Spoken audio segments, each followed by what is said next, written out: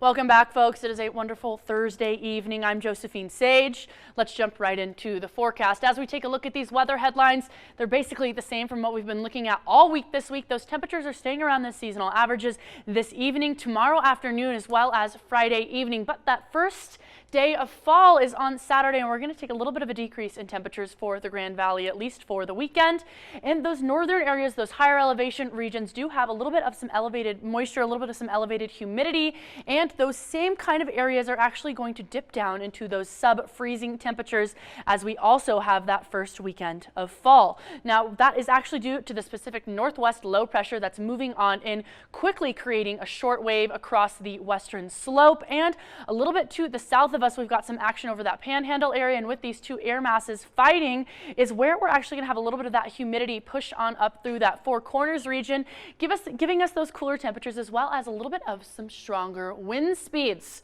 30 to 40 miles an hour can be expected in some of those higher elevation areas, and up to 30 miles an hour for us here in the Grand Valley. Now, across Oklahoma and pushing up into Kansas this evening, strong to severe storms are possible during these later evening hours. And I do want to chat about this year's rain totals. We are shy of what we are typically used to for those normal levels. We're hanging out at 5.69 inches in that year to date for Grand Junction instead of that typical 6.42.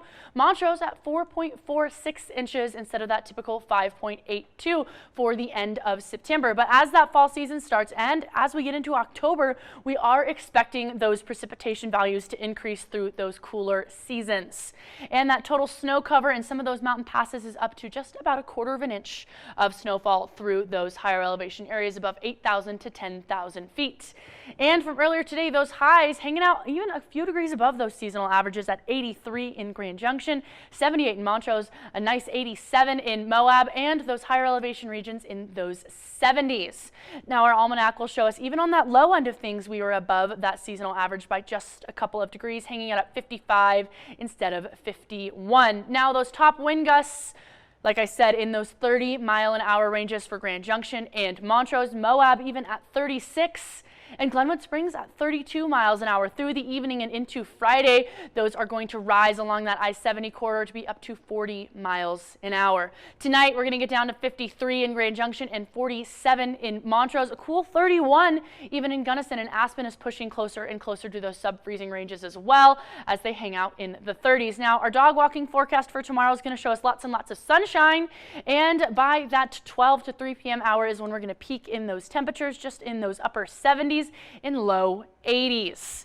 Our pollen forecast hasn't really shifted too much. We're still looking at low trees, low grass pollens, an excessive amount of weed pollen, and low mold irritations hanging on out for us. And folks, autumn is just 2 days away. I did mention that Saturday is the first day of fall. So with that in mind, those fall colors are just around the corner, peaking in those higher elevation areas first, such as Telluride, Crested Butte, Aspen, and Steamboat Springs. And that extended forecast will show us that sunshine is here to stay, with the first day of fall actually as the coolest day of the week for the Grand Valley, and same kind of trend in Montrose, even hitting 72 degrees for the first day of autumn.